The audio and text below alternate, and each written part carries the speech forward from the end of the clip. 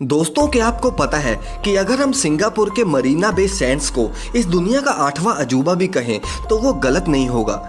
इसमें इंजीनियर्स को एक नहीं बल्कि बहुत सारे इम्पॉसिबल स्ट्रक्चर्स को तैयार करना पड़ा था और ये सभी स्ट्रक्चर्स को बनाने के लिए इंजीनियर्स को कुदरत के नियमों को तोड़ना पड़ा था। जैसे कि आप इस इंजीनियरिंग के नमूने के डिज़ाइन को देखिए।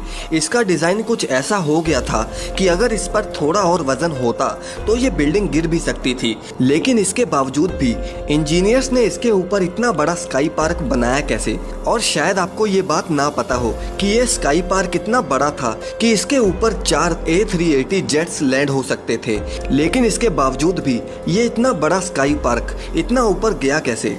जो डिज़ाइन सुनने में भी इम्पॉसिबल था, आखिर उसे इंजीनियर्स ने असल ज़िंदगी में कैसे रूबरू करवाया। जानने के लिए वीडियो को लास्ट तक जरूर देखिए और आगे भी ऐसी वीडियोस के लिए चैनल को सब्सक्राइब करना ना भूलें। मरीना बे सैंड्स एक ऐसा होटल जो कि हर साल करीब $1 बिलियन मतलब करीब 7,000 करोड़ रुपए कमाती है और इस होटल को बनाने में करीब $5.7 बिलियन का खर्चा आया था। और शायद आपको ये बात हैरान कर दे कि इतने पैसों में अगर आप चाहो तो करीब करीब 4 बुर्ज खलीफा तो खड़े कर ही सकते हो। और इसके टॉप पर एक स्विमिंग पूल है जो कि आपको सिंगापुर का 360 डिग्री का व्यू प्रोवाइड करता है। इसमें हर बिल्डिंग को बनाने के लिए सबसे पहले इंजीनियर्स को 16,500 वर्कर्स को हायर करना पड़ा था। इंजीनियर्स के पास सबसे पहली चुनौती थी इस बिल्डिंग का डिजाइन, जो कि इंजीनियर्स को फिजिक्स के लॉज को तोड़ने पर मजबूर कर रही थी। इस बिल्डिंग के 2 पार्ट आपस में एक दूसरे की तरफ झुके हुए थे, जिस वजह से बिल्डिंग का खड़ा होना बहुत मुश्किल था और उसका बीच में से टूटने का डर लगा हुआ था। अगर ऐसा हुआ तो लाखों डॉलर्स का नुकसान तो तय ही था। लेकिन तभी डिजाइन इंजीनियर्स ने वो तरकीब बताई जिसे आज तक कभी भी किसी ने यूज नहीं किया। उन्होंने बिल्डिंग के साथ साथ स्टील के मोटे मोटे टावर्स को टेम्परेरी सपोर्ट की तरह यूज करना शुरू कर दिया, जिससे बिल्डिंग के स्ट्रक्चर के फेलियर के चांसेस कम हो गए। और वो सपोर्ट्स जब 23वें फ्लोर पर एक साथ स्ट्रक्चर्स को जोड़ेंगे तब वो सपोर्ट्स को निकाल देंगे। लेकिन इंजीनियर्स के मन में ये डर बैठा हुआ था कि जब उन टेम्परेरी सपोर्ट्स को निकाला जाएगा तो कहीं ये स्ट्रक्चर मिसकैलकुलेशन की वजह से गिर न जाए। इसलिए उन्होंने स्ट्रक्चर के अंदर कुछ परमानेंट सपोर्ट को ज्वाइन करने का सोचा।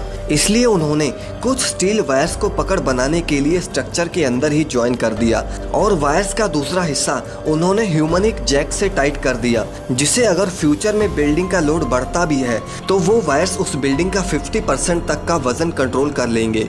सब काम ठीक तरह से टाइम टू टाइम चल ही रहा था कि तभी काम के बीच में कुदरत का कहर बरसना शुरू हो गया। सिंगापुर में एक भारी तूफान आया जिस वजह से इस बिल्डिंग का काम रोकना पड़ा। इस काम को रोकने का सबसे बड़ा कारण था तेज हवाएं, क्योंकि वो हवाएं सभी टावर्स के लिए खतरनाक साबित हो सकती थी, स्पेशली सबसे ऊपर बनने वाले 340 मीटर के स्काई पार्क के लिए।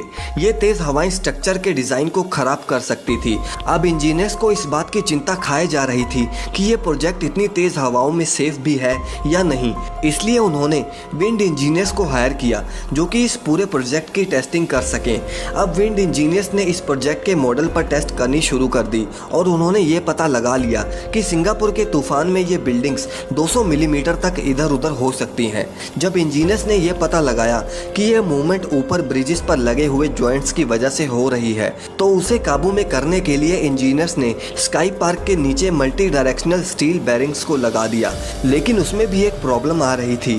प्रॉब्लम कुछ ऐसी थी कि अगर इसके जॉइंट्स में फिर भी कोई मूवमेंट हुई तो फिर पूल के बीच में दरारें पड़नी शुरू हो जाएंगी। अब इस प्रॉब्लम का सलूशन इंजीनियर्स ने ये निकाला कि जहां पर पूल में दरारें पड़ने की आशंका थी वहां पर उन्होंने 50-50 मीटर के गैप में पूल को 3 सेगमेंट्स में डिवाइड कर दिया और उन 50 मीटर्स के गैप को स्टील की चादरों से कवर कर दिया गया। अब इंजीनियर्स की तेज हवाओं में बिल्डिंग के गिरने की आशंका दूर हो गई थी। लेकिन अब सवाल ये था कि आखिर इस 3 बड़े हवाई जहाज के बराबर के स्काई पार्क को ऊपर बनाकर लेके कैसे जाएं। और इसीलिए उन्होंने इस पूरे सेगमेंट को 14 पार्ट्स में डिवाइड किया और इसे ऊपर जाकर ही असेंबल किया। लेकिन इन 14 पार्ट्स को बिना किसी नुकसान के ऊपर लेकर जाना आसान नहीं है। इंजीनियर्स 14 में से 12 पार्ट्स को किसी न किसी तरीके से ऊपर तो ले गए, लेकिन इंजीनियर्स को अब इसमें से 2 सबसे बड़े पार्ट्स को ऊपर ले जाने में बहुत दिक्कत आने वाली थी, क्योंकि ये दोनों पार्ट्स करीब करीब 80 मीटर के थे और इनका वजन 1400 टन के बराबर था। आपको बता दूं कि इतना वजन ऊपर उठाना मतलब करीब 8 आईफिल टावर्स को एक साथ ऊपर ले जाने के बराबर था। अब इतने वजन को उठाने के लिए पहले बिल्डिंग के ऊपर जाइंट टेम्परेरी लिफ्टिंग मशीन को फिट किया गया ताकि वो इन भारी पार्ट्स को उठा सके। आपको बता दूं कि ये लिफ्टिंग इस दुनिया की लॉन्गेस्ट और लार्जेस्ट लिफ्टिंग थी। इस सेगमेंट को उठाने में करीब 14 घंटे का समय लग गया और इसके बाद ही इसके ऊपर इन सभी पार्ट्स को असेंबल किया गया।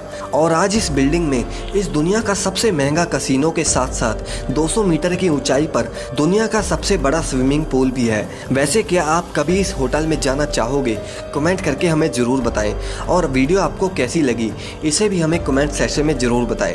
और अगर आप इस वीडियो पर 10,000 लाइक्स का टारगेट कंप्लीट कर देते हैं तो आपको मैं इसका सेकंड पार्ट भी ज़रूर लेके आऊँगा। और अगर आप इस चैनल पर नए हैं तो इस चैनल को सब्सक्राइब ज़रूर कर लें।